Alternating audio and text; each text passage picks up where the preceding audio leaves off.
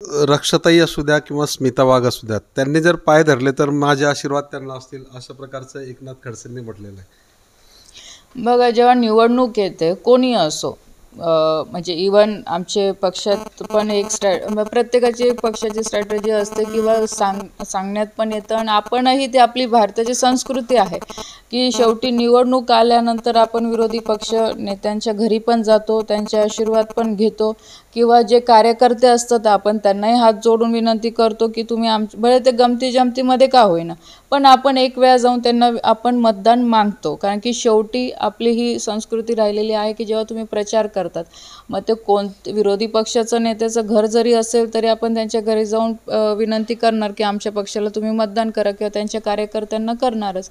तर तसं साहजिक आहे. स्मिताताई असेल त्यांनी पण कारण की आज नाथाभाऊंनी बऱ्याच वर्षापासून भारतीय जनता पार्टीमध्ये काम केलेलं आहे. ते इथलेच नेते होते.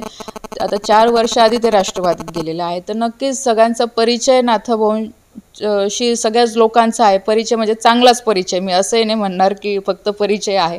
सगळे लोक कार्यकर्ते नाथाभाऊंना खूप जवळून ओळखून आहे, नाथाभाऊ त्यांना खूप जवळून ओळखून आहे.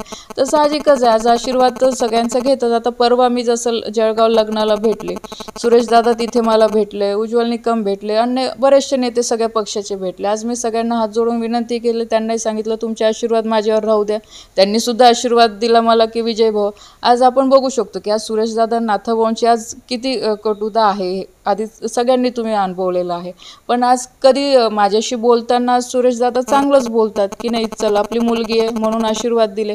तसं प्रत्येक पक्षाचे जे सिनियर मोस्ट लीडर आहे तर ते आशीर्वाद प्रत्येकाला देतच असतात. नाथाभाऊंकडे मत मागणार आहे तुम्ही? नक्कीच, मी तर सांगितलं ना, मागेलच आणि हक्काने मागेल त्यांच्याकडे मतदान. मग मी तेच सांगेल, मत तर मी मागणारच, प्रत्येकाकडे मत मागेल मी. शेवटी द्यायचं नाही द्यायचं हा त्यांचा व्यक्तिगत विषय आहे, पण विनंती तर मी सगळ्यांनाच करणार.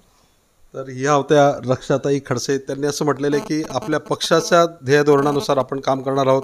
खडसे त्यांच्या पक्षासाठी काम करतील, मात्र आपल्या पक्षासाठी आपण वेळ आली तर एकनाथ खडसे यांना सुद्धा मतदान मागणार आहोत. ते देतील किंवा नाही देतील हा त्यांचा प्रश्न आहे आणि पक्षाने आपल्याला ही जी काही संधी दिली आहे त्याचं आपण सोनं करण्याचा प्रयत्न करू, अशा प्रकारची प्रतिक्रिया त्यांनी आपल्याला दिलेली आहे.